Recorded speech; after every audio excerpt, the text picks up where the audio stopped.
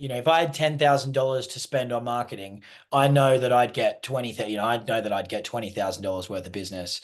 If you had the ability to liquidate the money off a business credit card and, spend that 10,000 and then all of a sudden you got that, you got that $20,000 worth of business, paid back the credit card, posted, a little bit more growth here and there, like, I don't know, 15K views, 17K views, 20K views.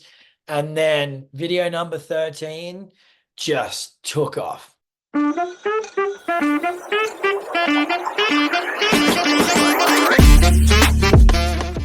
All right, so let's start how we met at the kinky party in Tulum at 2019, I think it was. Yeah, Uh, or 2020, yeah. yeah. Anyways, like it was like over the New Year change, and it was the season in Tulum, which was the season after. There was the second quarantine season, but it was your second year in Tulum as well. Yeah, dude, that was so much fun. That was the year that Mexico was the only country open to non-vaccinated travelers. Um, and so, everyone in the world that had been locked down that just wanted to pretty much go crazy went out to Mexico that year. So it was super fun. And you've been in Tulum the year before actually as well. I think. Yes. Yeah. Okay. No. Yeah. I met you the year after when we'd already started the social media stuff. Yeah. So I was in Mexico that same Christmas and New Year's time the year before. And then, yeah, the year after. Yeah. All right, all right. Yeah, like I was just like in a really different place is what I'm asking. And I think Tulum was in a really different place. Like where both two great years, just the audience you had in Tulum was really different. Back then it was like all the free spirited, I would say like in a sense more like hippie artsy people that met in Tulum and was like in a way like a really loving vibe. And this like was Tulum was like getting really crowded, but didn't felt like too much pressuring. And in this year, like I did build up my business there as well, or my two businesses, which I actually recently sold my shares of. And like then the next year, like Tulum had like a little bit of a different ride. At least that's how I felt. It was a little bit more industrial, and with that, people saw opportunities. So the crowd that came in was a bit different, and that's how the party came up that we where we met on as well. I mean, was the like the first kinky label in Tulum, and it's like a little bit. It's like by those like well-traveled Russians. I actually know from Kopanyan as well. He used to own a nightclub there. But it was like actually like we didn't have like an amazing party there because it was not like Burning Man or Berlin or Kopanyan vibe. It was a little bit like distance, like just looking nice and sexy, but like not too much action. And it's like that's actually like how we connected, Yeah. It was because like, yeah. Oh, I was just gonna say, yeah, it was like a really like Instagram style party. Like, it was just like yeah. designed for you to go there and take photos. And I was in the mood to have a good time. And I think you walked past and I was just like, bro, you look just like me. Like at the time, like we both had our long hair down, it was curly, and we both had a black, bandana on. And we looked somewhat similar at the time. Yeah, yeah.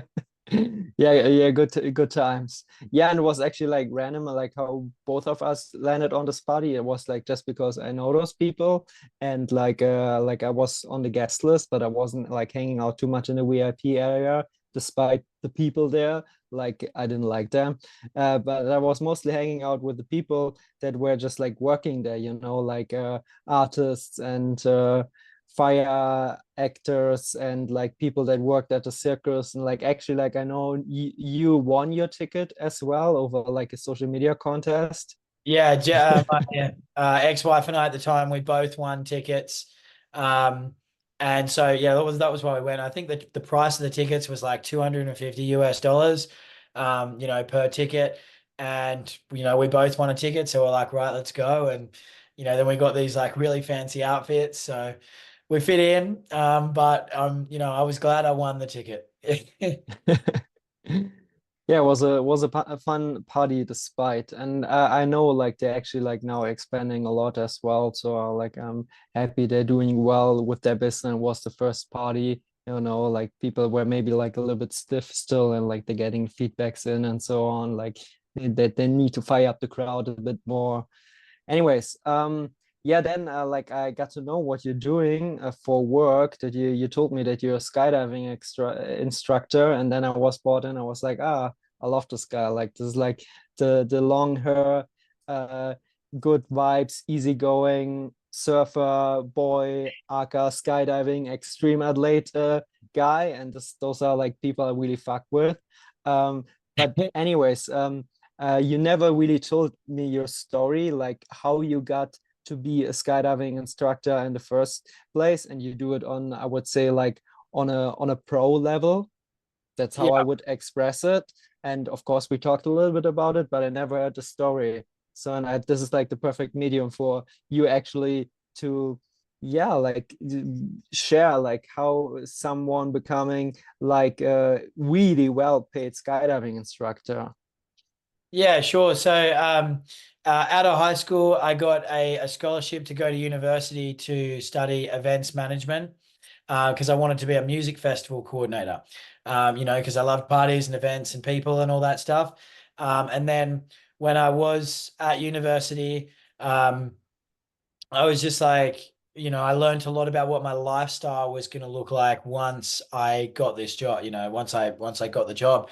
And I was like, I don't think my lifestyle's, going to look very good.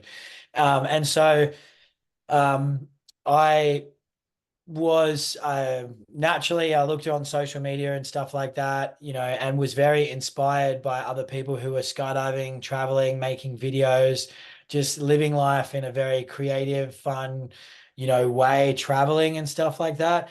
Um, And and that I just was the time when the travel bloggers, influencers were big on Instagram, like the time where JRs and so on were coming up. Yeah, I think I want to say that was 2014, like when the All right. term influencer wasn't even a term yet. And, Mm-hmm. there was some people like traveling and making content.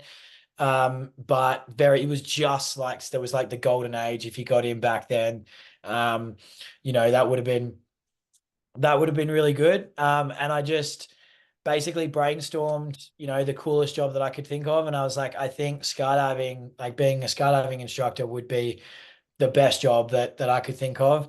And, in my research, I realized that it's the same job everywhere that you go around the world. And, digital nomadism wasn't really a thing back then either. Or really working online. It was pretty much just like, the birth of people traveling from being models pretty much. Um, and so um, I basically saved up a bunch of money, threw it all at skydiving. I'd never met any skydivers before. I'd never been for a skydive myself. I was just like, that's what my soul's telling me is probably All going to be right. a fun thing to do. So you never been like on a tandem jump or something before when you made this decision? No, yeah. So when I was saving up, Yeah. money to throw at skydiving, I was working in a sales office doing over the phone calls. I think I was like 18 at this time, and I won a competition at work for like the most sales, and the prize happened to be going skydiving.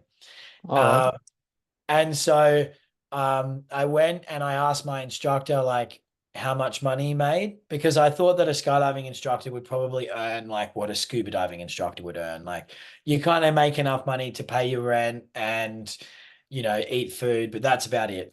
And he was like, I get about $100 a jump. And in winter, I usually do about 4 to 8 jumps a day. And in summer, I usually do about 8 to 12. And I was just like, boom, let's go, let's go. And um, it turns out like those figures that he gave me, he was actually working at one of the top three paying places in Australia. This was in Australia at the time. That was where I was born. That's where I grew up. Um, and so that really set the benchmark for me as for like what to aim for in terms of like earnings potential and you know, really turning skydiving into a professional career. Um, and so I yeah, saved up a bunch of money, threw it all at skydiving. I did 1,000 jumps in 12 months, did all my qualifications and everything like that, and then just started traveling. So all in all, up to this day, I've worked all around Australia, Thailand, Costa Rica, Hawaii, three different places in the mainland of the US, um, you know, Mexico and Colombia. And now I'm actually at a helicopter operation in Austria in Europe. So I've covered plenty of ground there. Um, and yeah, that's been really good. I basically when I was well, where should I go from here? Once I did all my Le- qualification. le- Yeah, yeah, yeah. yeah, actually, that's what you told me. You actually had to invest quite a lot of money for your qualifications to be able to be hired from such companies. Yeah, absolutely. The qualifications, like and the whole experience, I think was probably about um it's probably about 55,000 USD, which is a lot for an 18-year-old to come up with up front, but you know, I managed and got it done. You know, I lived with my parents and you know, ate packet noodles and stuff like that. And just threw it all at skydiving. And um I left Australia just before my 21st birthday and went and worked in Thailand. And that was just before COVID. I was there for about 3 months and all of our customers were Chinese. And so when COVID first hit China, we lost all of our customers in Thailand.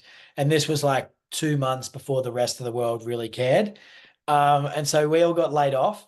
And then I saw a job ad on International Skydiving Jobs, which is like a Facebook group where all the jobs get posted. And the job ad was for Costa Rica.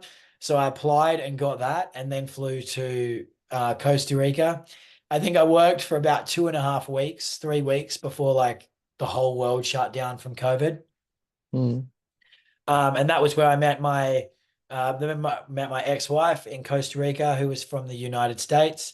And we decided to move to the United States and get married, and then I could skydive there because the epicenter for skydiving in the world is in the United States. Like in that industry, there is nowhere else that compares to the United States in any way, in terms of doing you know doing that as a job and you know professionally.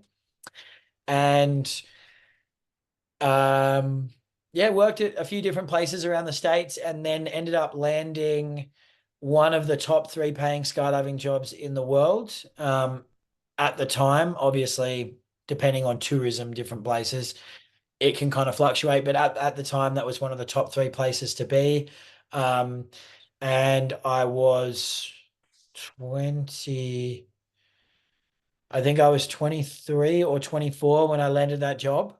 Mhm. Um, And for comparison, now you're 27. Yeah, 27 now. I think I was 23 when I got that job. And, you know, that was pretty epic. I think I'd been skydiving for like 3.5 years at the time. You know, and to go from having never jumped before, you know, all the way to, you know, pretty much what I consider to be the pinnacle of, you know, the industry in the world. Yeah, we got to work 6 months on, 6 months off. Um, you know, we made like you know 10,000 US dollars a month, which coming from Australia is, you know, that's a lot of money. And I think that's when I met you, because I would work for 6 months and then travel for the other 6 months, um, with you know with my wife, and we'd go down to Mexico and have a good time. And that's where I think I met you. And yeah. Would you like to, I want to ask any questions from there? I Yeah, think. like I actually love like how the story's going, like the like chronologically hero's journey, you know. Um, and because then like you made all this money, you started to take some more time off. you started to enjoy the off season, enjoy your freedom, and you were like, okay, like, but I'm still living in Mexico. I don't need to spend all my money, but I live in a paradise. So now I actually should build wealth. I should invest my money. And then you came up with different ideas. And this were like one of the last discussions we had when we saw each other in Tulum, where you said, hey, you're investing into crypto, you're taking courses, you're building up your US credit, you're investing into NFT games and so on. So like, and this is like where the things that really catch my interest, because you either did things that are in a way out of the box, or you did things proper, but you really put in the time and like found the right coaches to do it the right way. So yeah, like I just would love to hear a little bit more about those topics, like jump in where you want to, and then I just will throw in some questions. Yeah, sure. So when it comes to investing and stuff like that, obviously the downside of what I do for a living as, as a somewhat professional skydiver, is that really on any given moment, on any given day, we could have a career-ending injury. I'm not too worried about dying. It can happen, but like more so minor injuries are more common. And also just general wear and tear on your body. It's not typically something that you can do forever. Um, and Is so it more like on the joints of the leg so that you might break your foot or so with the landing? Well, yeah, you can, but mainly it's your shoulders and your rotator cuff. Okay. When we put the brakes on the parachute, it's kind of Yeah. like getting a muscle up. Uh-huh. Um, and when, I'm 5'9", I don't know, like just shy of 70 kilos. And, when when I take people on the front of me that, are 100, 110, 120, 125 kilos, it's a lot of wear and tear on the body, Mm-hmm. which is all right. But when you're looking at like 10, 15 years, doing 8 to 25 skydives a day, um, you like you can have shoulder injuries. And if like the rest of your body works, um or if you got problems with the rest of your body, you're probably going to be fine. But if anything happens to your rotator cuff, and that could be like you could be surfing, you could be kite Mm. surfing, all sort of adventure sports. I don't know why, just if you just clock there's just like Yeah, like if you have a shoulder injury, you're out. yeah, like I used to love skateboarding and like, skating bowls and stuff like that. When I started skydiving professionally, I was just like absolutely not. Like, if I do my wrist or, I land weird on my shoulder, same with wakeboarding and stuff like that. That could put me out. Mhm. But the reason for that was that I acknowledged this when I was very young, and I was like, okay, well, now that I have a really good job, I'm at the pinnacle of my career of what I do at, what I can do in this industry. I'm really only working about 4 days a week, averaged out over the whole season because it is a weather dependent activity. And then I also have 6 months off a year. So I've got a lot of free time with a really high amount of disposable income. I realized it was time to start looking at investments, building, trying to build passive income. But Um, just like to touch a point there, it's like being a pro athlete. That's how I would imagine it, And like I thought about going into this direction as well, but then I knew, okay, like first of all, you have the issue with the injury that could always happen and could end all, and then it's still as an athlete, you have to sustain from doing other things that you would love to do. It's like what you mentioned, like you go surfing and you might twist your shoulder a little bit wrong, and then it's like your whole life is on stop. So I think this is like also why you said was a reason why, okay, like this is a job I can make really good money in a short amount of time, and then basically have to hold myself back in other areas as a sacrifice about things I would love to do, and you would have the money to do them, uh, but then transitioning into becoming an investor. Yeah, exactly that. It was very much the life of like, a professional athlete. Um, in a way, and I absolutely loved it. I love what I do. It's so much fun. Um, and it's awesome. I'm super passionate about it, and I get paid to do what I love. And there's, very few people that have the luxury of being able to say that for a very long time, they've been paid to, somewhat have fun and, and enjoy themselves, and they have a really nice work-life balance. The only dark side, being about it's 98% wonderful, 2% not so great. And um, you always wonder, like, what happens if I break my leg tomorrow? If I was to break my leg and I'm out for 6 months and then I've got 6 months off, well, that's a year that I'm not going to be able to get paid for. Um, there's no workers' compensation if you can't jump. Like if you can't compete when you're an athlete, you don't get paid. Um, and so, then we really started looking at investing, and the first thing we looked at was real estate. At this time, I was a permanent resident of the United States. My wife was an American citizen, and um, uh, I think a lot of people would say that, that maybe their investment journey started off in real estate. And Mine too. we, yeah. And um to the thing you said previous, with every major life decision I take, I would say it's less about choosing the benefits. It's more about choosing the fuck ups you wanna deal with, because you said you have those 2%, but and like most of the time those 2% won't matter. But like when those 2% come into place, like how will you deal with that? yeah, So absolutely. Going back in time, when I reflect back on the decision to of why I got into investing at that point, it was really, unfortunately, it was coming from a fear, but like it was coming out of fear of, like, this could happen, so I need to do this. And I wish I had had a different I wish I had had a different mentality, because I was doing things so right in my life up until that point. Obviously it's good to think about what could happen and start, and plan for contingencies. Contingency plan is super important. I didn't have any fallbacks. I didn't have anything else I could do for work. I didn't have any qualifications. That was my university. That was my degree. Um, but I definitely approached investing from a lacking standpoint, and a fear-based mentality rather than a prosperous one, um, which caused me to go a lot harder with my investing than I probably should have. Um, but I started out with real estate.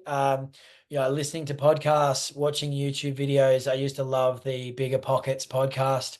Um, that was oh, wonderful. And I think that was when, not long after I got into that, like, my wife and I had a lot of spare time because she didn't work and I just worked and skydived. Um, and she stayed home and cooked meals and whatnot, which was great, and just like took care of everything around the house. And I skydived, and skydiving's not a problem solving job mentally. It's a problem prevention job, similar to, like, it's a very military process, the way that we do everything. Um, so I had a lot of, like, mental, it's not like I'm solving problems all day at work and then I get home and I'm like, I don't want to think, you know, I'm fine to come home and, watch a video or listen to a podcast or learn something, because I'm just being present most of the day. Um, and so, yeah, got going with real estate. I bought my first online course and online mentorship from Robert Kiyosaki. Um, he had like an online real estate program, um, which he's the guy who wrote Rich Dad Poor Dad, the book, which is, wonderful, teaching you the, beginner workings of passive income. Um, and we put heaps of work into learning real estate, how to do out of state real estate, Airbnbs, um, and unfortunately, the only thing holding us back was um, getting financing from the bank. So as a skydiving instructor, I was an independent contractor. Um, you know, being contracted. So I had like a small business, and then I was contracted to take people for jumps. I wasn't on a salary. Um, which was fine because it allowed me to earn a lot more. However, um, in order for the banks to give you a loan, they want to see 2 years worth of verifiable income for your business in order to give you a loan.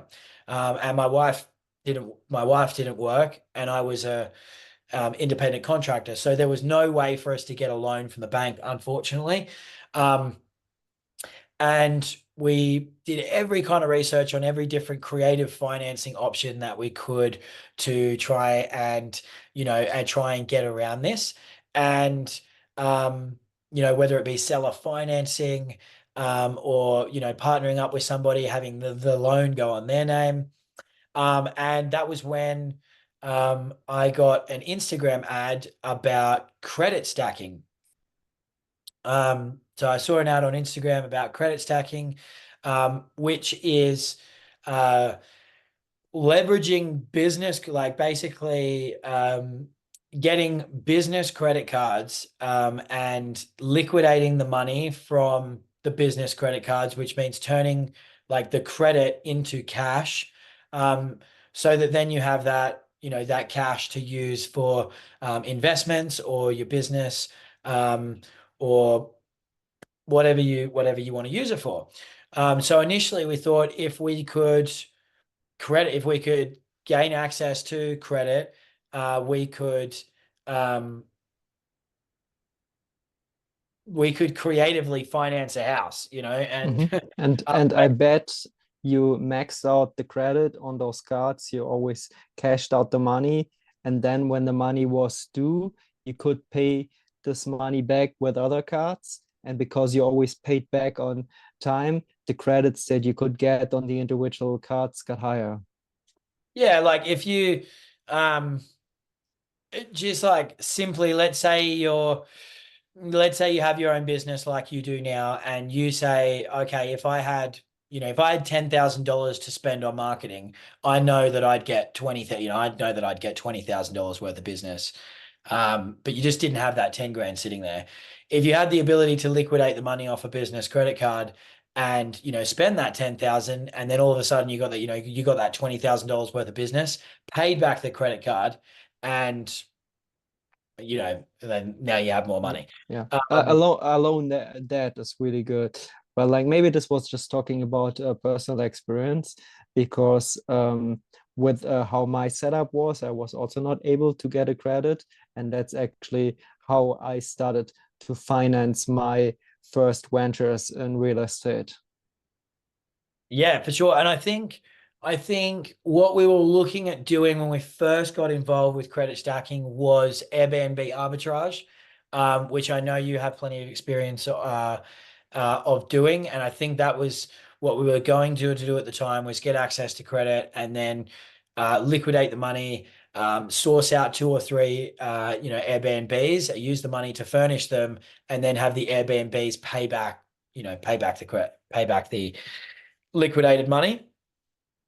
And part of one of the reasons that I got involved with credit stacking was that the company owner, his name was Jack McCall. We actually had several mutual friends from Hawaii, because he was a skydiver. He was a skydiver as well, just for fun. But we had plenty of mutual friends. Um, from the time that I lived out in Hawaii skydiving there. I don't know that I mentioned that because it wasn't strictly relevant, but spent a little bit of time in Hawaii, which was good fun.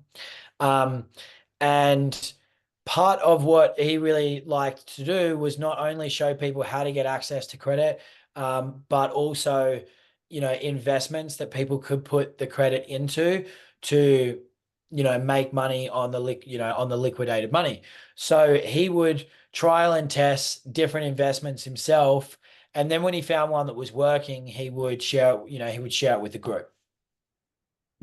And at the time, my ex-wife had been working on her credit profile for well over 10 years at this point, and that was something that she'd done incredibly well. I obviously had no credit history because I just moved to the U. I just moved to the US. Um, but she had an outstanding credit profile, awesome history, like I don't know, almost an 800 credit score, and just ripe and ready to go. So um, once we learnt all the education, went through all the education, the program. My ex-wife Jess, she just started firing away, and she just got us access to so much credit. Mhm. I think How did that change to what you mentioned before, where she couldn't get credit? How could she get credit now all of a sudden? so, but when we wanted to get a loan for real estate, that was getting a loan, a mortgage for a Hmm. house. Credit stacking is with credit cards. So she had a wonderful credit profile. If she had an income, if she had a job like that paid a salary, she would have been Hmm. able to get a loan like that. Okay. She didn't have a job, and I had a job, but I was an independent contractor. Um, and we needed 2 years of verifiable incomes. And that was what sucked because well, one of the things which was fairly unfortunate was that she could apply for any credit card she want, like the Chase Sapphire Reserve, which is one of the best credit cards in the United States, with all the benefits, all the airport lounge access, you know, metal card, and she'd get it, but we couldn't get a home loan. Um, um, Mm, okay. did that make sense? Hmm. Yeah, cool. And so with the with the business credit card stacking, I think she got us access to, I think it was 180,000 US dollars in, I think it was 4.5 months. Like we had savings and whatnot, but that was a lot of money for, I think I was maybe just turned 25 at the time. That was a lot of money for, a 25-year-old to come into contact with in the space of 4 months. Um, and so yeah, we went pretty hard with investing into lots of stuff. At that time we tried um, Walmart automation, Shopify automation, um, uh, whatever avenues seemed more and more passive and easier to do online because we wanted to travel, we wanted to have more location freedom than I did at the moment. Even though I had 6 months off a year, I still wanted to, we wanted to be able to travel the whole year. And eventually we found ourselves involved in crypto. And we also spent a lot of money on education as well. The vast majority of credit went into online education for all the different investments that we did. Um, Trading stocks, crypto, Airbnb. We always had an online mentor and an online mentorship program.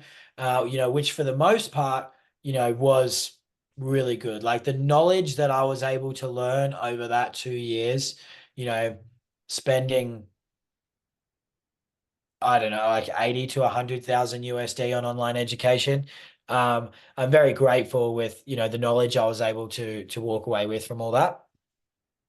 But I know you wanted to talk about crypto. So um, we did get involved with an online crypto education company called Arc Crypto. It was what I would consider to be a very high level program. And um, I thought the education in the program was absolutely fantastic. Taught us everything about the history of crypto, um, decentralized finance, the way that the blockchain worked, how to practically move money around. Um, really everything. It was a very it was a very immersive experience. It was very high ticket program, that came with a lot of one-on-one coaching, several group calls a week and stuff like that. Um, and I think that was 2021. So it was it was post bull run, like 6 months post bull run. Crypto was really hot. really hot at the time. Tulum, there was a massive crypto scene, with the Tulum Crypto Club. People were just into it. And um, we we were very interested in passive income opportunities within crypto. Um, and because it's all digital, so um, it's quite easy to be able to make an investment and then watch some passive income come in digitally, requiring very minimal of you, if not most of the time nothing. um, I did, a lot of different plays going back in time. I probably wouldn't have done any of them, not because I feel that the projects that I was investing in were necessarily bad ideas. I certainly didn't at the time, but um, about 3 months after about 3 months after I first got involved was, when crypto crashed again, which is a natural part of, bull and bear markets and the way that cycles go. I just wasn't, like everyone, they get in, I didn't get in at the top. I got in on the way down, um, kind of thinking we were in a dip, at the time. Um, so a lot of the passive income opportunities that I invested into, weren't able to survive that, that period of going back into a crypto winter. Um, and that taught me a lot about cycles of bull markets and bear markets. Um, and yeah. So any questions about that moving forward? Yeah, like I just want you to add to it. Like there was like this NFT phase as well around that time. But most people, when they hear NFT, they think about NFT art. But you were investing into games. And I remember you told me at one point, yeah, man, I'm investing right now in this game, which a lot of people play to make money. People in the like third world play, and it's really profitable for them. And it's about acquiring horses, and whichever horse has the best stat. And then you can have your horses and lend them to other people and can and have a passive income like that. And I was like, that sounds really interesting. So tell me a little bit more about that. Okay, right. So that was yeah. So I also did I also did a course and had a mentor for NFTs because that space really, really like interested me because um I felt like with NFTs and the metaverse, like if you could foresee or pick the right thing, in terms of investing or throwing money at something, that was, in my opinion, at the time, that was going to be like, being an early Ethereum or Solana investor. Like that was where I thought we could see the most amount of benefit in terms And of like, if I pick, pardon? to add, it were Corona times still. Yeah, the end, yeah, the end of Corona. So this was a while ago now. Yeah, what, 3.5 years? Um, Yeah, in uh, terms of like investing into the online space, and when you said like, okay, you thought this was the time to invest into Meta. yeah, so yeah, metaverse projects and DeFi gaming, um, I thought was a very good. I'm trying to remember the best of my ability, but I thought that was a very good avenue, like because I could very much foresee there being a time where we would all put on metaverse goggles and go to work and have functioning economies, within the metaverse and within the way that the internet would develop into an immersive space, similar to the movie Ready Player One. If anybody listening has seen that movie. Um, and part of that, a section of that would be gaming.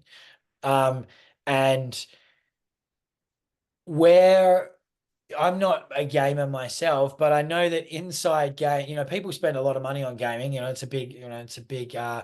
Um, big industry. But with NFTs, people could physically own items within games and trade and buy and sell those items themselves. So coming from our age, I don't know, maybe when we were younger, people collected Pokemon cards and whatnot.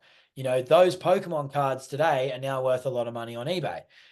So if you had played like the first version of like Halo or Call of Duty or whatnot, and you had like, you had a uh, a The limited, best skin, the best armor. yeah, a limited edition piece of You armor or you you, you the had like first, the fire helmet. yeah, from the first ever, you know, game. These is kind of like the opportunities that I was looking at and foreseeing was like, art gains value over time when things become famous. So if I'm able to pick the right things and buy the right things, I can hold on to them long term and hopefully they'll be worth more down the line. And As far often, just to add, it's about social credit.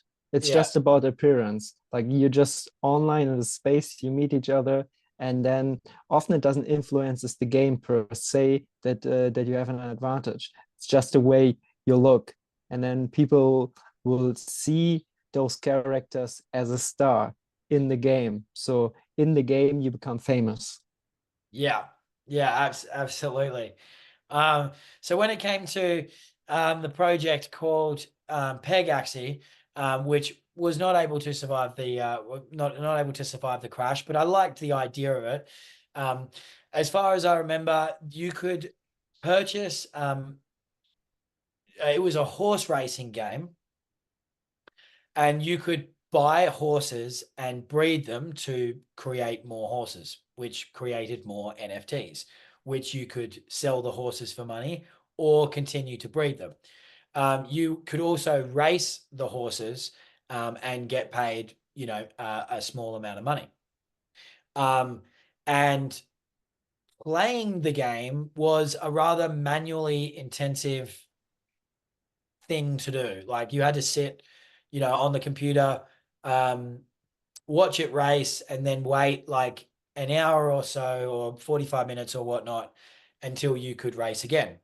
So what people were doing within Web3 was hiring other people to play the game for them to race the horses around the clock, you know, and the game would split the uh, the profit from the horse to the person doing the work and also the horse owner. Oh, that's it. Yeah, right.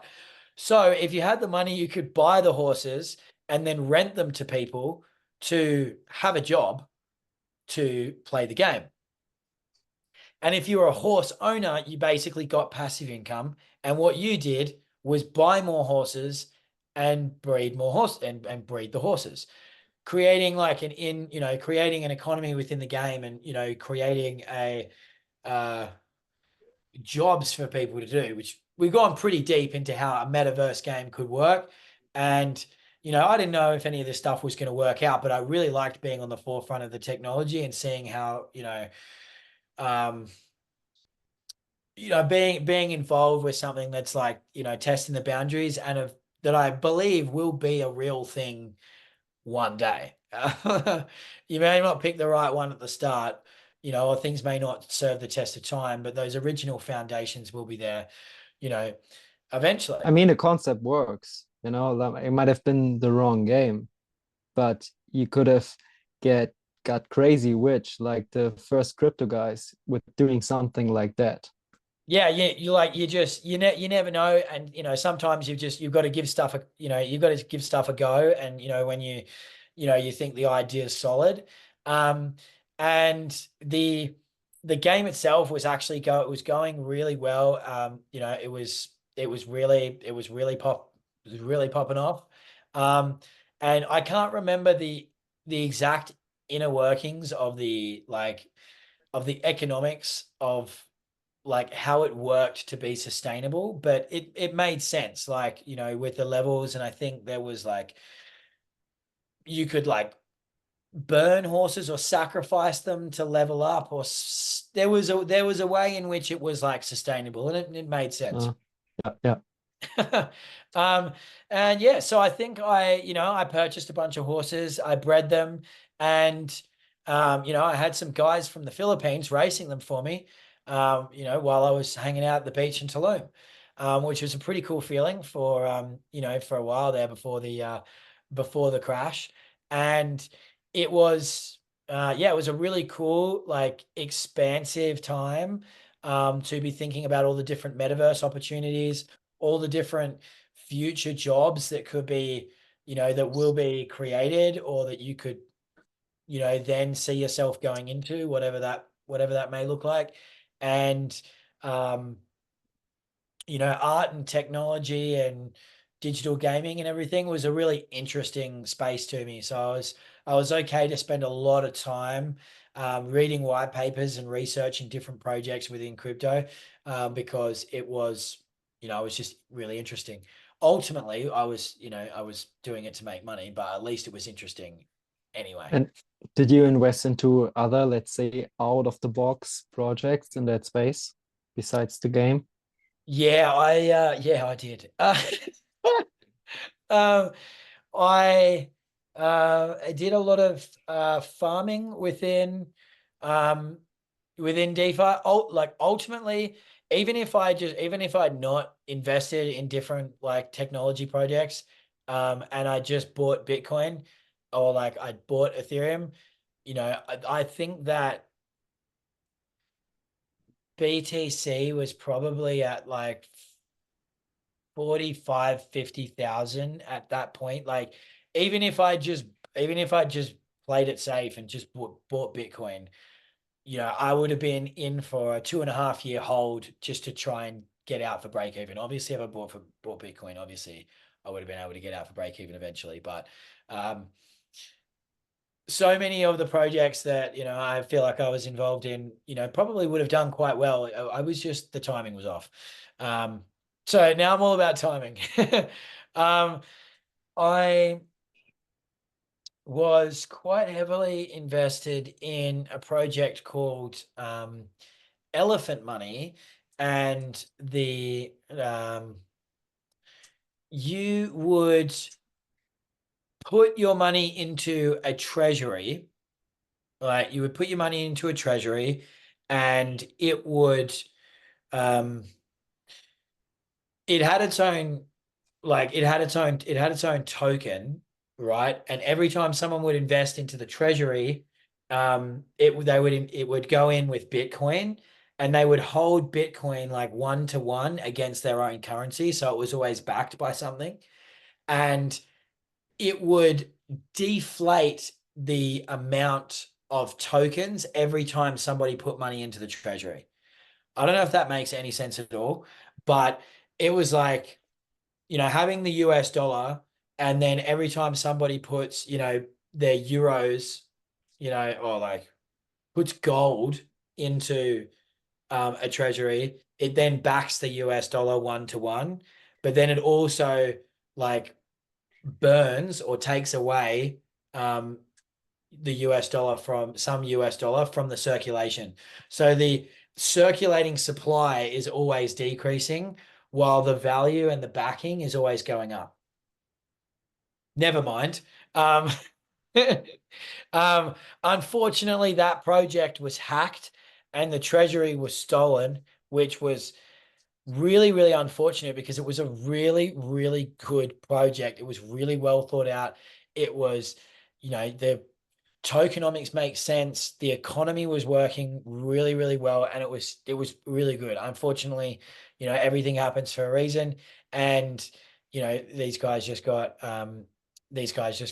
hacked, unfortunately. And do you think it's a real story or might have been an exit scammer as well? You never know. Could be. I mean, you never know. You never know with DeFi crypto. That project actually still exists. So there's a part of me that thinks that that there's a good chance that was a legitimate hack, because that business is actually still operating. Um, Mhm. uh, they've it's very difficult to recover from something like that. As I don't know how many millions of dollars were Yeah. lost, Alone your image. but it's a lot. um, um, but that business is still around. So maybe it was legit, maybe it wasn't. But learning a lot about how, um, currencies as a whole work with, inflation and value and, knowing where to put your money. That I found that really interesting as well. Like, what actually happens to a currency when, they just keep printing money. Mhm. Yeah, yeah. Yeah, essentially if you want to make money, you should first understand what money actually is. Absolutely. Um, and yeah, I mean, any more questions about crypto? Um, Not necessarily. I know a lot of people that invest into crypto. I myself just dabbled in the space a little bit, because it's really speculative, and it's it's something that's not backed too much, like of course, like there's so many different coins, so you can argue about it, but like back in the day, like investing into Bitcoin was more of a gamble than it is today. And like I invested into mining early on, and I think this is still the place to go if you want to be in crypto. I'm more about putting up a structure. Like putting up a structure you can control, and at one point you can source out. You have your employees, and then you earn on the structure itself, which a lot of guys do these days in Texas with just cheap electricity, or even like in terms of the whole CO2 argument, or with like methane gases that are leaking. So in that sense, like taking pressure off the environment. So actually, yeah, both sides are served. So, and you do something morally good at the same time while making huge amounts of money. This is like always my interest. But just fasting forward to then later on having like the crypto bubble burst, and you becoming a content creator on Instagram and doing well with that as well. So, and I want to know a little bit about your story, because this is something we haven't talked about at all, really. The last thing, the like all the investing into real estate, crypto, NFT, and so on. We talked about that sometimes when we saw each other, like little snippets here and there, and most of the things you talked about now, I knew that you were doing them, but it's like some time ago, and it's really really nice to have some more details. But anyways, becoming a content creator, like what did you do? What did you learn? How profitable was it in comparison to what you've been doing before, in comparison to being a skydiving instructor? Jump in. Yeah, sure. So I'll just set the stage a little bit for that. So um, we got so into crypto and the um, program that we were involved in. We went back to the US to, from my off season. I went back to skydiving full time. And my wife actually started working for the online crypto education company that we were involved in. And she did all the trainings and everything to be able to take the students through the education, to be a coach, to take them through the education portion, and and work to do that. And just after she finished the training, was when the crypto crash happened. Mm. Um, and so obviously, straight after that, the business didn't have any more students. Um, uh, no one was getting into crypto, even though that would be a great time to get in just after, just after a big crash is actually the time you want to be getting into it. But, that's not how the masses work.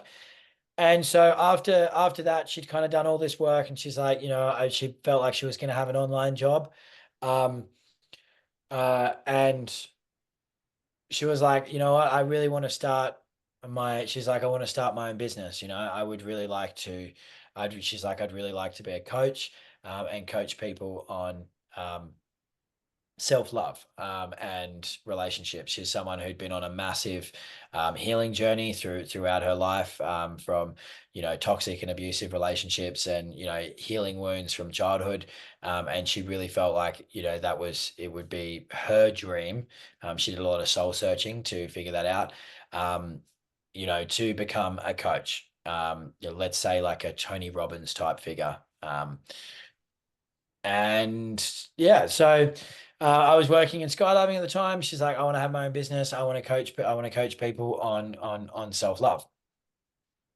Now, myself, I had always loved, I'd always really liked social media, video making, and I'd always wanted to travel the world and make videos. So, um, what I said to her is, I want to support you and help you with your dream. Obviously, if you're gonna get, sorry, if you want clients from online coaching business, you're going to have a good online presence. You're going to have to build an audience online, and a following.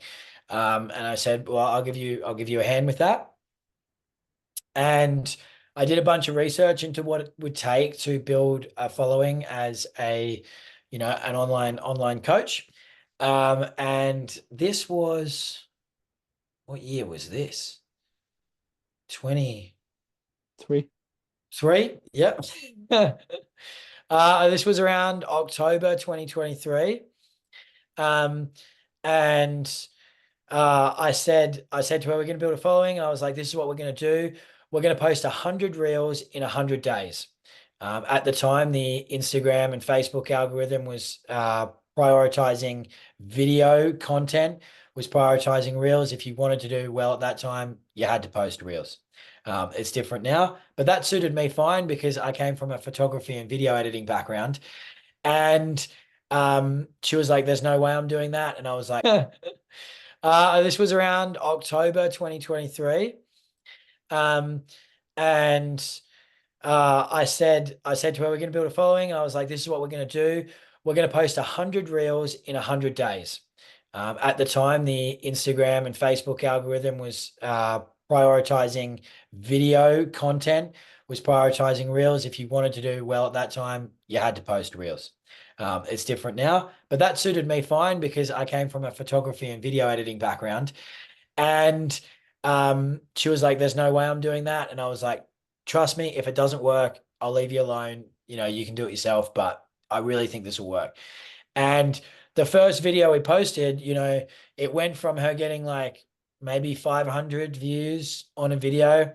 And then the first video she posted with me got like 10 or 11,000 views. Have you been operating on TikTok as well, actually? No. Well, I mean, we were posting to TikTok, but we didn't make our TikTok account until we were in Mexico. And unfortunately, wherever you first create an account, whatever part of the world you're in, whatever SIM card you have, and whatever area you're in, TikTok posts your content to the local area that you're in. So when we were in Mexico creating content, we started our TikTok account, even though we were from the US. TikTok was posting our content to Mexicans who speak Spanish and they don't speak English. So that was no good. Going back in time, I would have loved to have created that TikTok account when we were in the United States. Would have been very different. But Or um, you might have just bought one. yeah, I went like there was our. I mean, some of our content did well on TikTok anyway, considering it was going out to, it wasn't going out to the correct audience. But like, the same video that would do, 2 million views on Instagram would do 2, 3, 4 million views on Facebook. Like, it didn't matter where the content was getting posted. Like it was good content. Um, And so after that first video, my ex-wife was like, okay, I trust you. Let's give it a good go. And um, we each video we posted, a little bit more growth here and there, like, I don't know, 15K views, 17K views, 20K views. And then video number 13 just took off. And did I think it was 3.2 million views for video 13. And that business was just never the same again. Um, Basically, my stats for that was 7 months. I posted one reel every single day. I grew an audience of 1,000 close family and friends to 200,000 across Instagram and Facebook, with a total organic reach of 20.5 million accounts. And um, yeah, I averaged 2.2 million views a month. And this was before Instagram counted a replay as an extra view. It counts that now. If you watch it twice, it counts it as an extra view. But this was before that. So that was like physically 2.2 million people that had watched it for, I don't know, however long. And yeah, so I loved being a content creator. Then of course with that, came our business. And when it came to running a coaching business or an online business, we had a good idea of what a successful online coaching business would look like because we'd done so many like uh, online education programs, but we didn't have anything laid out. Like, you know, we blew up on social media, or like we didn't have any products, you know, we didn't know how to run things. We were just figuring it, the definition of figure it out as you go. Like better off starting, trying. You learn so many things along the way. Um, but yeah, as a business, we started as when my skydiving season finished. So I was going into 6 months of not working anyway. But both of us weren't working, so we started the business from scratch with no income at that point. And we were actually profitable in the business within the first 6 weeks. I think it was our 6 week was when we did our first like month where we made more money than we spent. And mind you, we were living in Tulum, Mexico, in Christmas time. It's not the most expensive place in the world, but it's definitely not the cheapest. Um, and so we were really proud of ourselves for that. And we, we did a really good job with that business, to be fair. Unfortunately, we were in a lot of debt um, from credit stacking and investments that didn't go so well. So unfortunately, um, uh, we had very large like credit card repayments to be making all the time, to try and make back for some of the mistakes we'd made um, in investing. And when you're trying to pay back debt and you don't work for 6 months, it's not ideal. Um, and yeah, I think we made so with our online coaching business, I think we did maybe 35,000 USD in the first 5 or 6 months. Like it was something to be pretty happy about as far as like, somebody just starting an online coaching business with no experience or nothing like that. We were super proud of that. And that was, definitely enough to sustain us as digital nomads. Um, and traveling full time. I the week we were blowing up. Like I think there's I we just hit like over 100K followers on 100,000 followers on Instagram. Jess was appearing at seminars everywhere. We were almost finished our online program, which we'd already started selling, and um, it was like decision time on whether for me to go back to go back for another season of skydiving, or to put everything. Well, I was already putting everything into this business, but to keep going with the business. And in that month that it was, or like in that 2 weeks, it was time to make a decision. We just hit over 100K followers on Instagram, and I think we did our first 10,000 US dollar month, in the online business.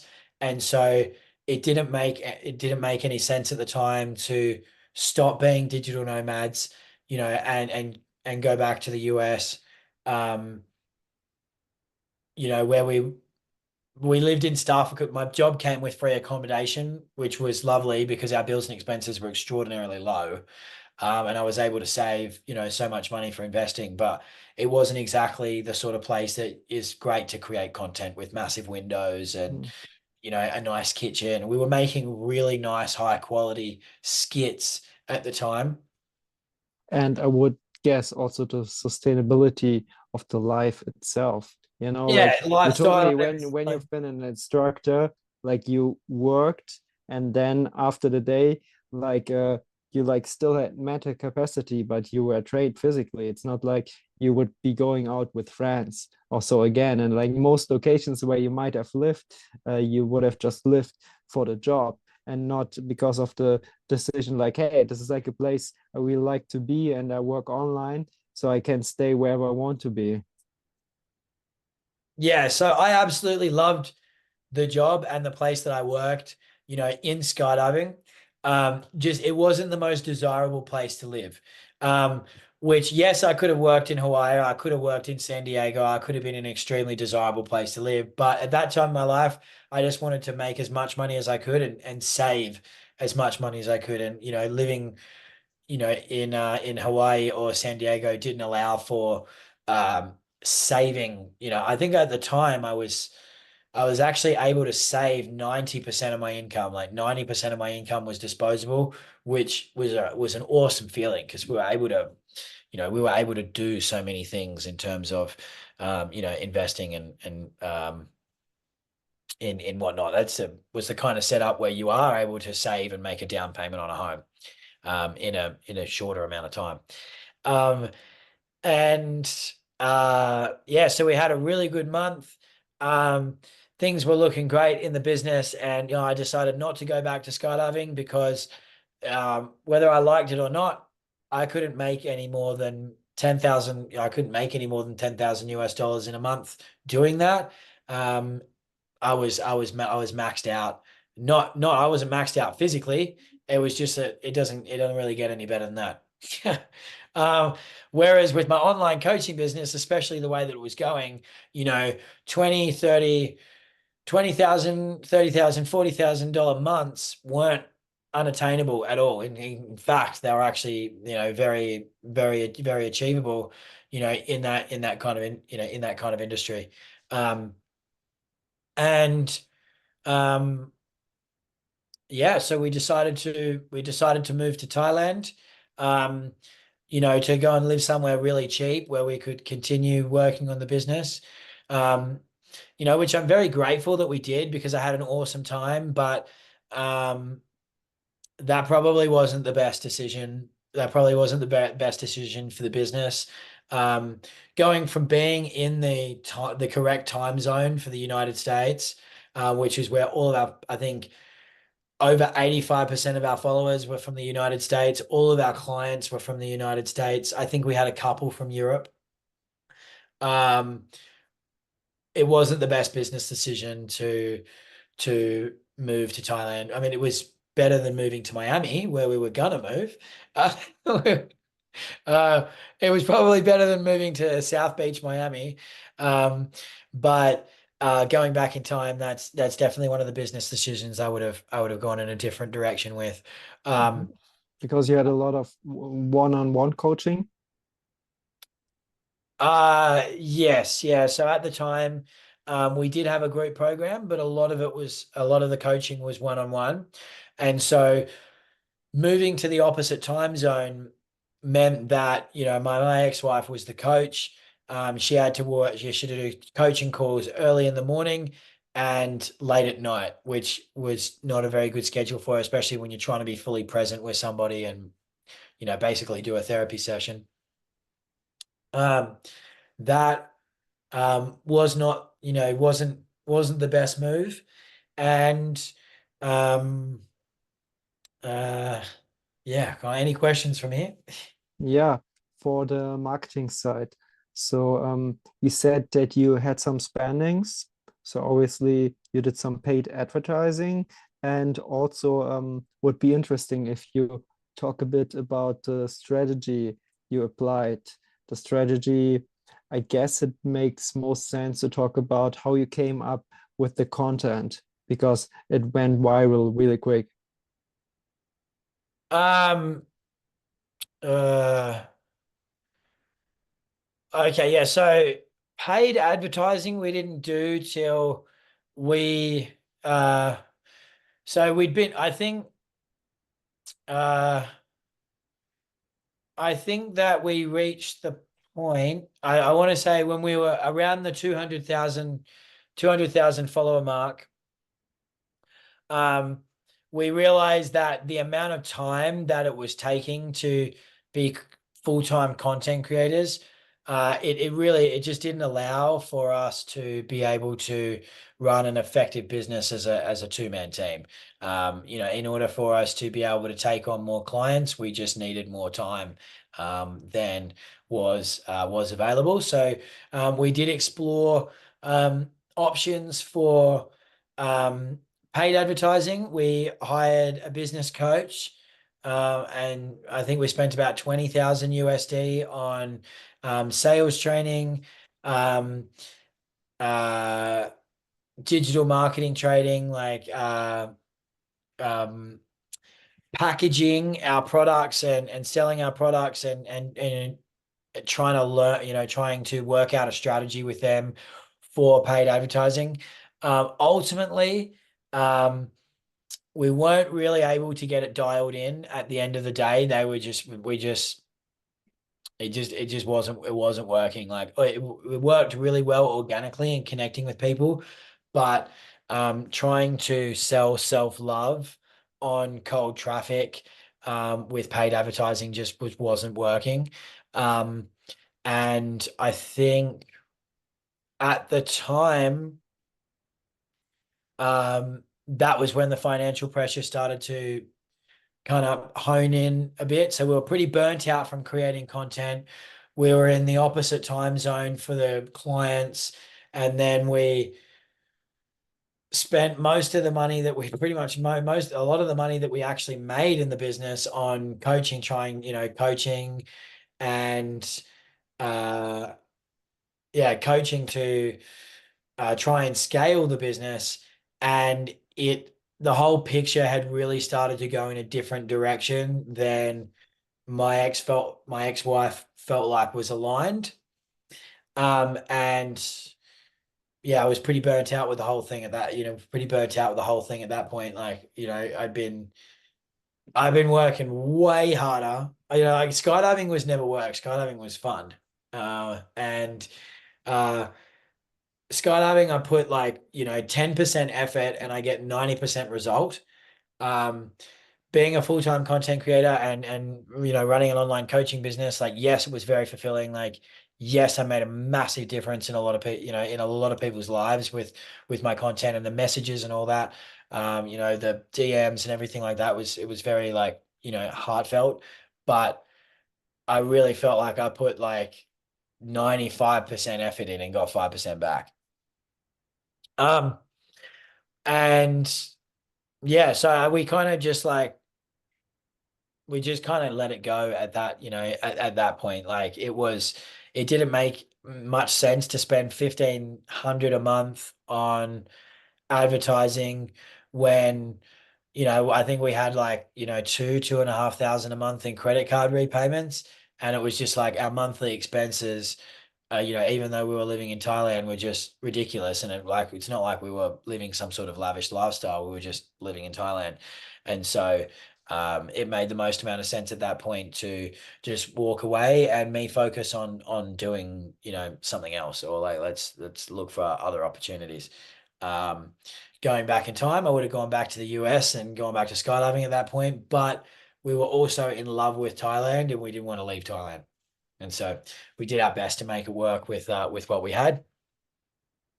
As far as the content creation goes, um, basically, what I did was um, I would Well, for starters, I researched my niche, right? So if ever, whatever niche you're going to be involved in with social media, you want to research that niche and find people who are doing exactly what you're doing or very similar and doing it really well and having a lot of success. Why? Because if somebody else is doing it, you can too, and you can look at the style of content that is being made by them and emulate it with your own voice, your own knowledge, and everything like that. But the templates that are being used in the way the filmmaking is made, the style of video, whether that's like, piece to camera or interviews or podcasts, or for me in my niche, it was skits, it was acting, acting out different scenarios within um, relationships or dynamics or trauma and things like that. That was what got a lot of traction in my niche. And the best thing to do is not just look at like try and avoid looking at very big accounts and looking at what they're doing because they have such a large account, their account works very different to the way a brand new or a very small account would look like. So what you want to do is find an account that is a small account within your niche that is blowing up now because they're doing and finding the posts that they're blowing them up now because they're doing something right now that is working, and that's the stuff you want to emulate right now.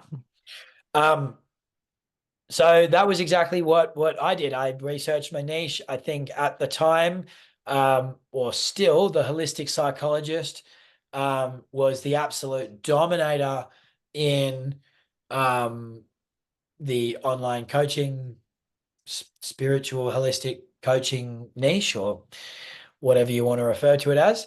Um, Absolutely dominating. I think she has like, I don't know, 9 million followers on Instagram or whatnot.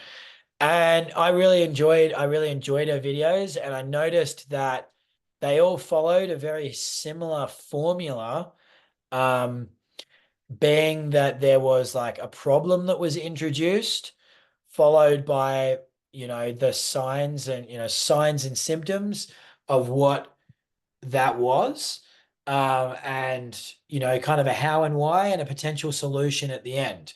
Um, and I looked at the way it was all structured, and then I, so I looked at that, and then I looked at other influencers that were doing quite well with similar content that also had the same kind of like structure to their videos and their content and their skits as the holistic psychologist. And I can see like, okay, here's these up and coming accounts that are also emulating like, this idea. And, this is just something that not a lot of other people spotted.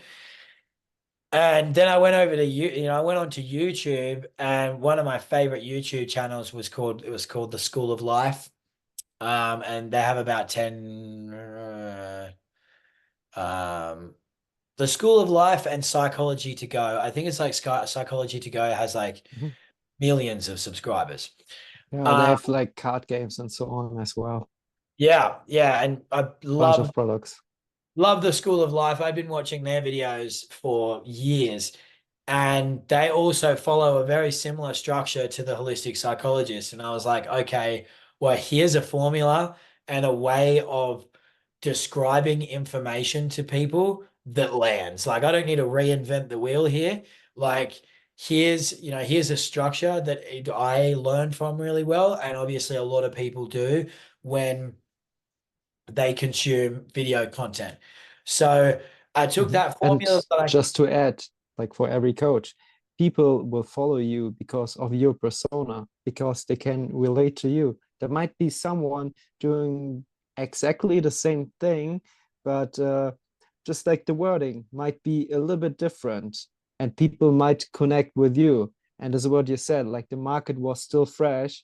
There was no couple in the market like you guys were, and that's why it worked. Yeah, I mean, we had a handful of competitors, but is a very like, it was a very good niche at a very good, like a very good time. And, um, I would spend, I would write my reels, and my goal was always like whoever is experiencing the problem that I'm trying to educate on, like I want to try and make the biggest impact on this person's life who's struggling with this problem in the shortest amount of time possible. So a lot of people when they approach, being content creators or creating content for their business, they a lot of the time, quite frankly, just think about themselves. Like, what do I need to post so that I can get clients or make more sales or, you know, people always think it's all about it's all about the algorithm. It's not. All that the algorithm is the way that people react to your content.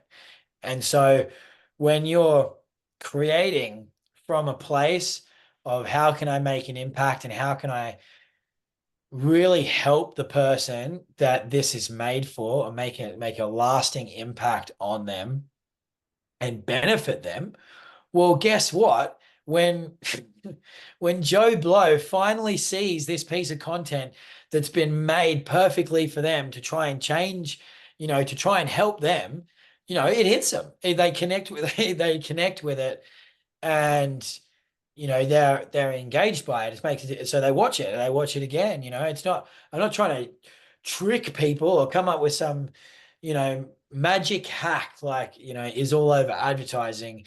It's just like, how can you connect with the person that what you're trying to create is made for? And Mhm. I was So just for, to break down your creative process, to yeah, just to be a little bit more structured in it. So you thought about what's your customer avatar. You thought about all the different traits. You watched other creators, got inspired, but about what they are doing, which strategies they're using, and then watching those concepts, you made your notes and you came up with your own ideas. yeah. And all of the things that my ex-wife wanted to coach people on were things that she had experienced herself and she'd gone through, and she had overcome. So I was like, okay, so I've got the format for the videos that I want to create. I want to create these skit style videos where I educate people on these different psychological topics that my ex-wife has dealt with, knows how to coach people on because she's been in that situation and she's overcome them. And when I write or create a piece of content, I can show it to her and be like, does this connect with you? Did I get this right? And she's been through that herself, so it's relatable to her. And she's like, "Oh yeah, yeah, yeah, that hit me." Yeah. So, um, that's kind of how that all came together. And um, when I would write content, I would pick a topic that my wife wanted to talk about, and then I would go over to YouTube and research that particular topic on a psychological level, and I would look at YouTube to find the best performing videos within, for whatever that topic was, and look at why. First of all, like, what are the titles? Like, so what's the title of the video? What are the keywords of the video? Like, I want to be labeling my video with things I can see people already searching for. And I want to know why this video did so well or did very poorly, because I don't want to make a video about, something that I can tell is not going to perform very well. But if I take a topic, I mean, at the time, attachment styles and narcissism was trending, people pleasing was trending really hard. Those were my three favorite topics because they were just really trending at the time. And they were all things that my ex-wife had experienced tenfold. A big part of her story being a recovering people pleaser, being in a relationship with a narcissist for 7 years. This was the stuff that, at the time she certainly wanted to coach people and help people on. And that stuff was trending hard. So I'd go over to YouTube, research these topics, inside out, other people's contents, why it's performed well, and then basically try and take the same amount of information that somebody would give in a 7 to 10 minute YouTube video and condense it all the way, condense 10 minutes or 7 to 10 minutes worth of information into 60 seconds or less. So how can I get the same message across in 60 seconds or less?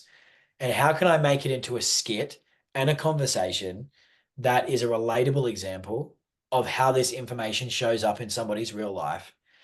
And how can I make it funny, and entertaining? And if I was able to do all of those things, so provide an incredible amount of value, where somebody is learning, the same amount of information in 60 seconds that may take anywhere from 5 to 10 minutes of proper cognitive conversation. I'm showing the real world examples of this. So I'm not just speaking to a camera, telling people about stuff. I'm showing them the examples through acting, and you can see visually, what this stuff looks like. And I can make it funny and entertaining. Um, it's it's going to help a lot of people, and when it helps a lot of people, it goes viral. Yeah, yeah, that's pure gold. I loved creating content, man. I had a really beautiful time in my life, and that was, when I met you, and I was super passionate about what I did. I very much viewed myself as an artist, and the content that I made, I viewed it art, and like when I would like write my scripts, it was like I was painting, like how can I make this shorter? How can I make this clearer?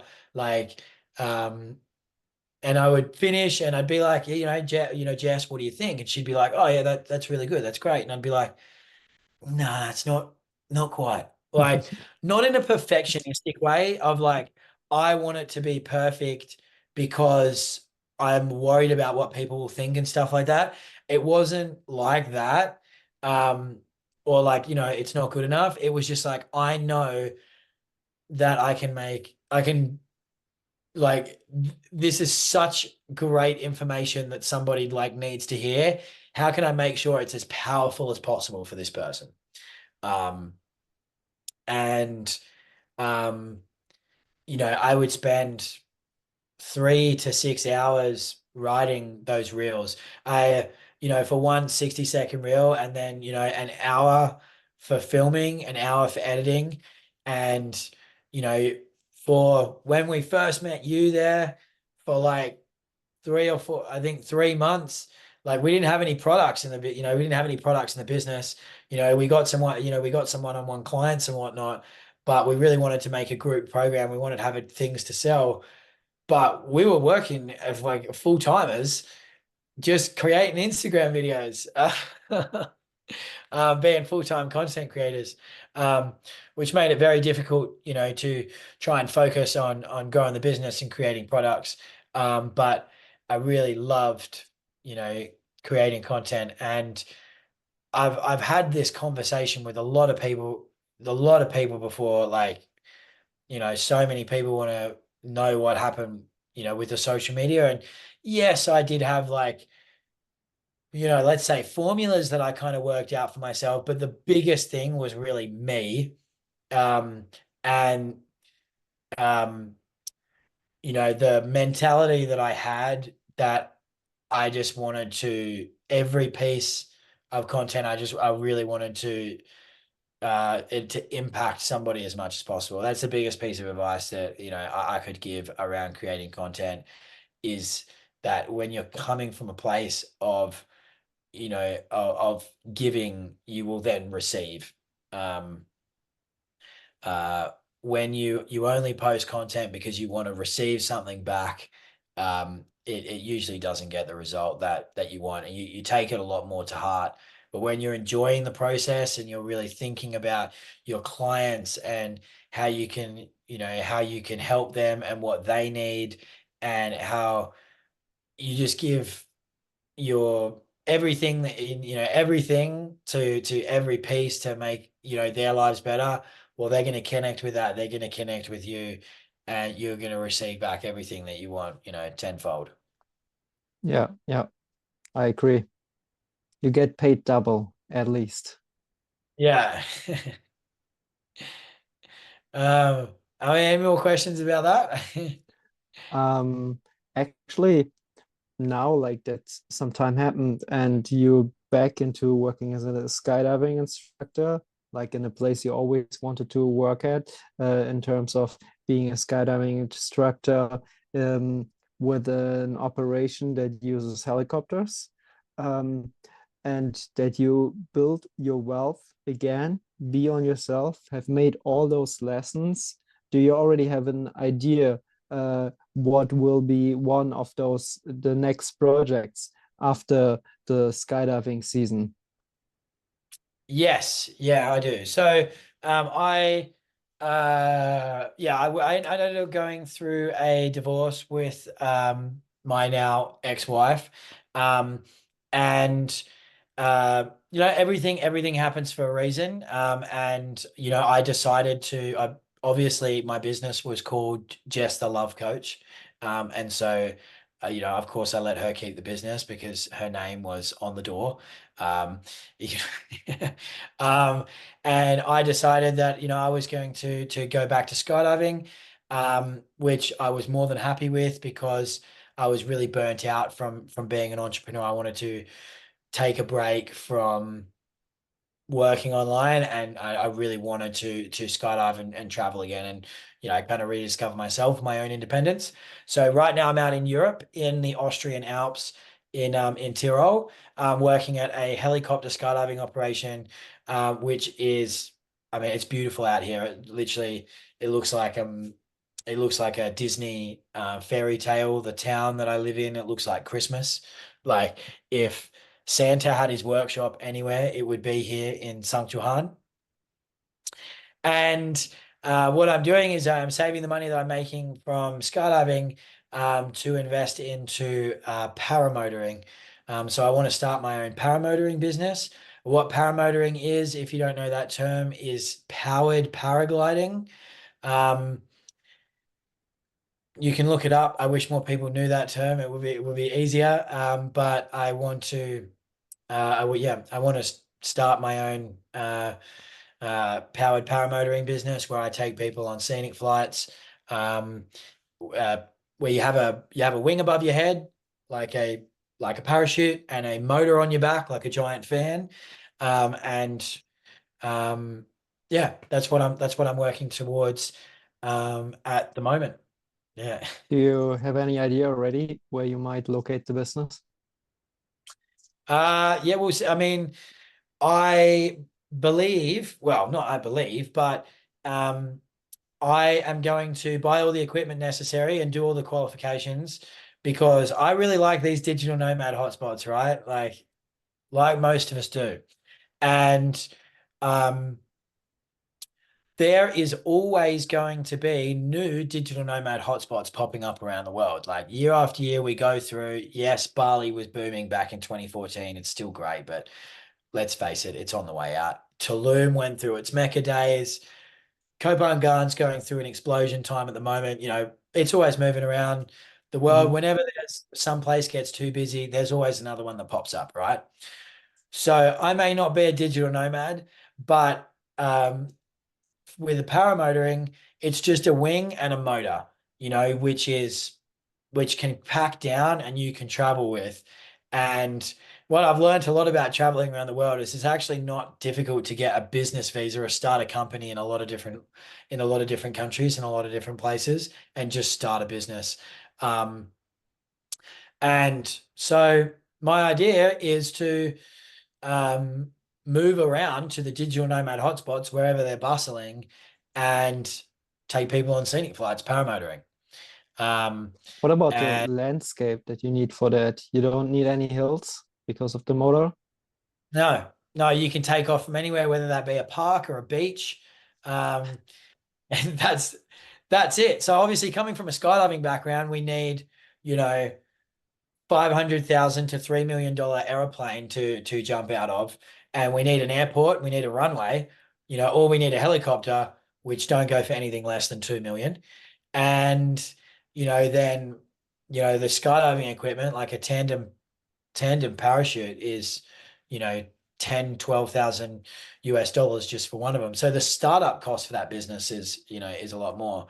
But I'm looking into moving into the paramotoring industry because um, it's not too much, it's not too different in the amount of and the price that you can charge somebody, but it can give me a lot more freedom in moving around and sparking up in creative locations around the world. Have you heard Are you of still there? Jochen? Have you heard of Jochen Schweizer? He's a German. Yes. Uh, all right. So you should read Yeah. his book if there's a translation about it. Okay. Yeah. You would be able to find paramotoring on whatever that word, Clock and Slicer. Like The probably like it's the biggest adventure sport, extreme sport company here in Germany, and people basically can book any kind of trip or adventure guided with a teacher and so on. Maybe skydiving, probably paramotoring as well. Um, but I think it would be just interesting for you to see how he started things off because like this is why we connected. I'm really passionate about extreme sports as well, and I do a lot in my private life. I never pursued anything like this in business, but if you have like an active entrepreneurial mind, there's always a connection there. Ideas always pop up, so I think it might be a really inspiring piece for you.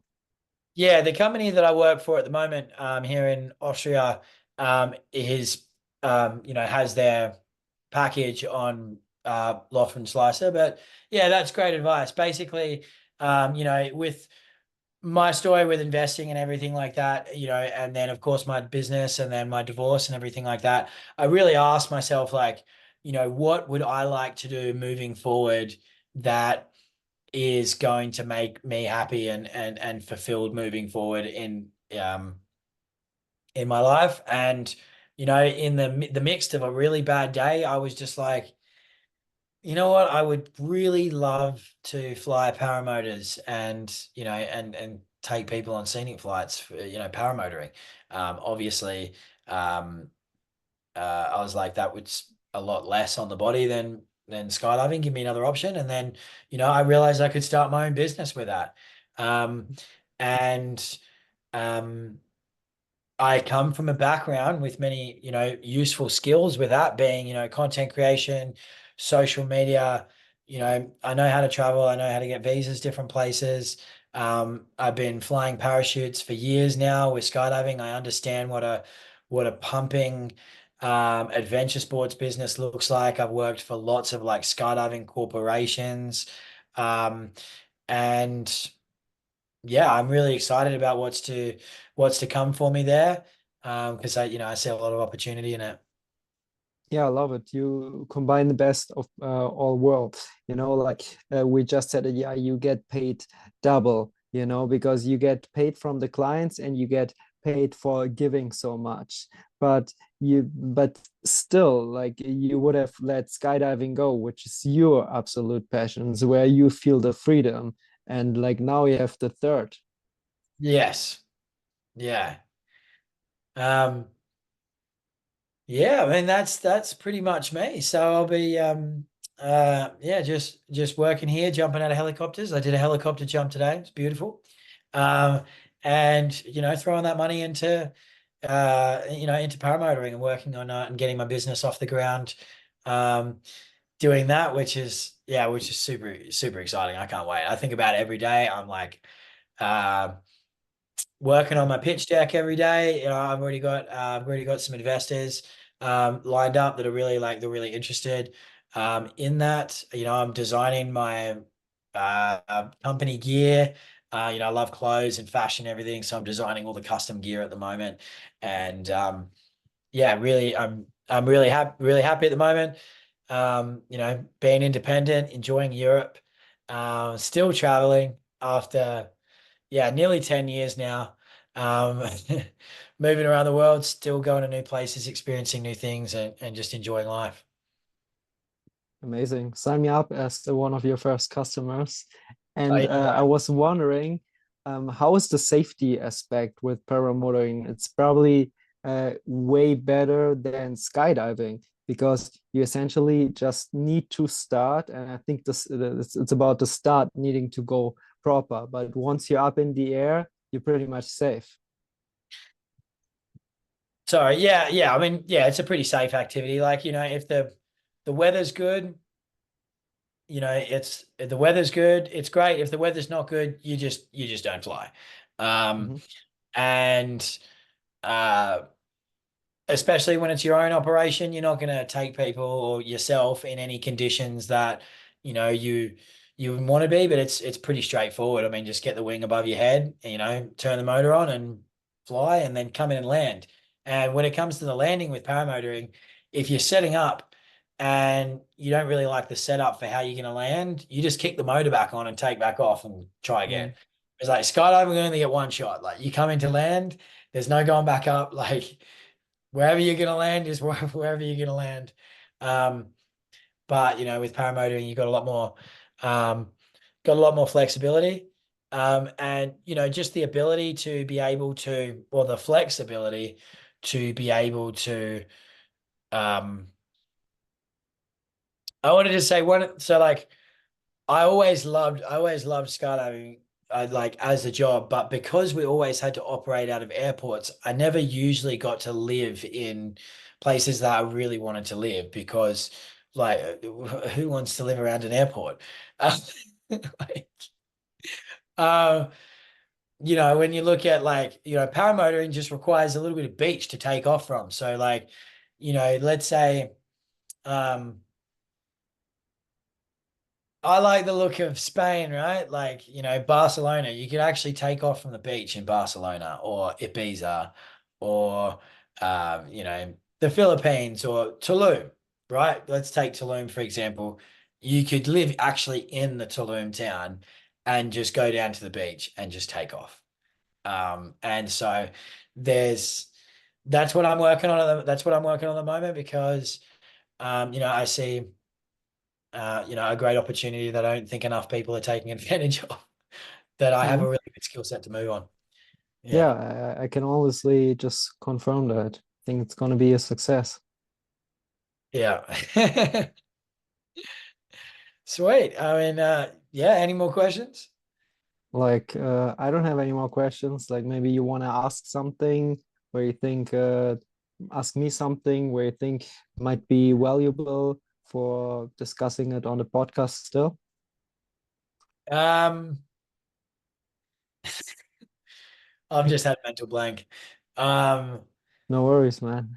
yeah, I mean, apart from just like catching up and learning more about what you've been doing in your life since we last hung out. But I mean, that's probably more of a conversation off the podcast.